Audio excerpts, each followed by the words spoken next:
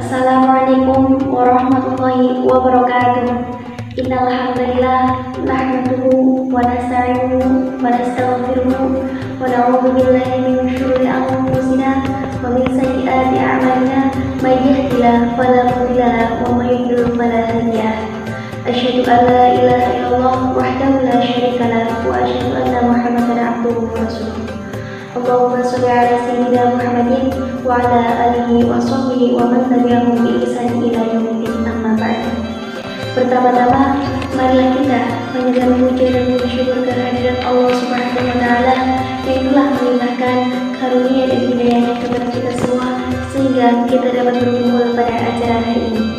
Tak lupa pula salawat dan salam semoga tetap berlimpah kepada Nabi Agung Muhammad SAW dan semoga terlimpah pula kepada keluarganya, sahabatnya dan para pengikutnya. Amin amin ya rabbal alamin.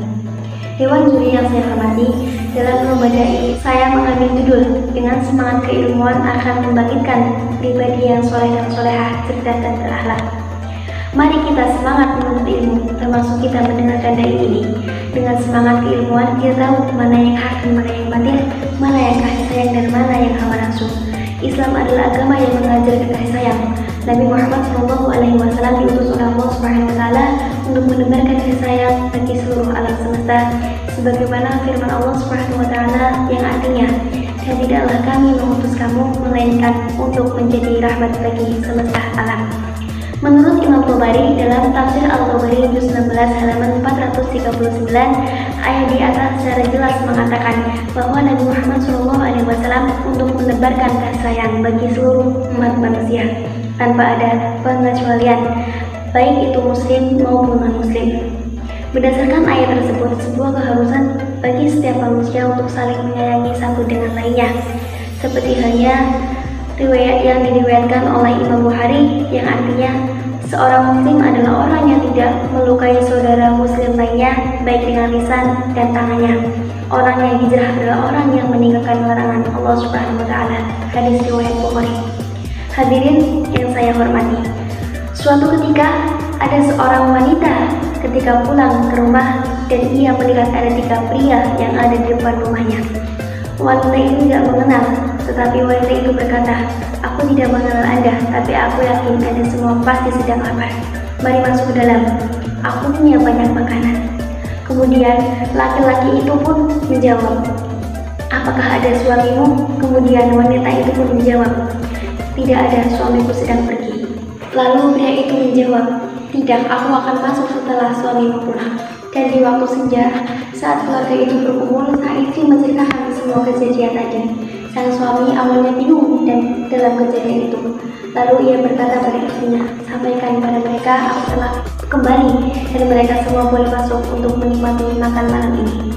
Wanita itu kemudian keluar dan langsung mengundang mereka untuk masuk ke dalam. Tapi laki itu menjawab, "Maaf, kami semua tak bisa masuk bersama-sama," kata pria yang paling tampan.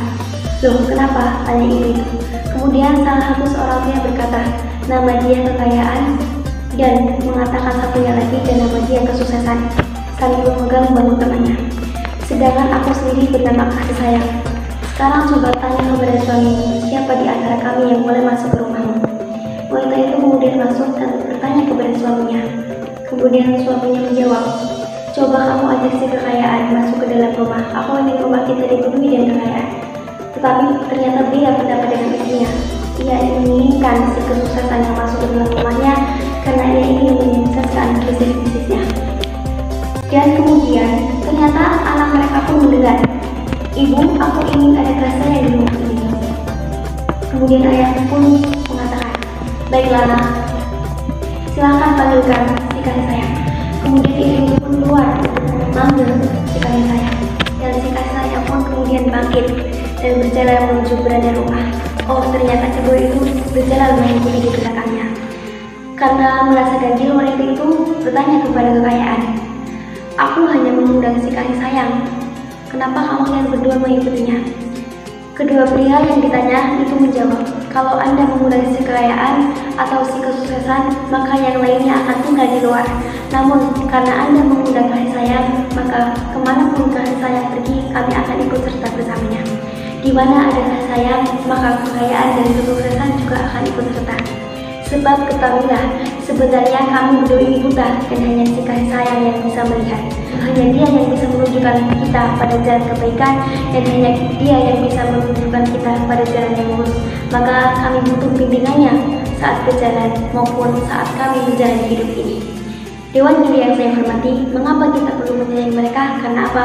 Karena orang yang paling dekat dengan rahmat Allah adalah orang yang bisa menyayangi makhluknya. Orang yang saling menebar kasih sayang terhadap makhluk Allah, tentu Allah akan memberikan rahmat dan kasih sayang kepadanya. Begitu pula sebaliknya, orang yang senang membenci dan menghujat terhadap makhluk Allah, tentu Allah akan memberinya dan menjauh rahmatnya dari orang tersebut. Jadi kesimpulannya dari tema di atas yaitu kita harus menjadi pribadi yang lebih baik lagi dan saling menghormati sesama manusia. Dan dengan kesuksesan kita akan menghantarkan pada kekayaan. Jadi kesimpulannya yaitu membangkitkan pribadi yang soleh-solehah dan berakhlak. Dengan demikian akan menumbuhkan kasih sayang. Dengan kasih sayang akan menghantarkan kepada pintu kesuksesan, dan dengan kesuksesan akan menghantarkan kita pada kekayaan. Semoga kita semua termasuk orang yang memiliki sifat kasih sayang dan saling menghormati satu sama lain.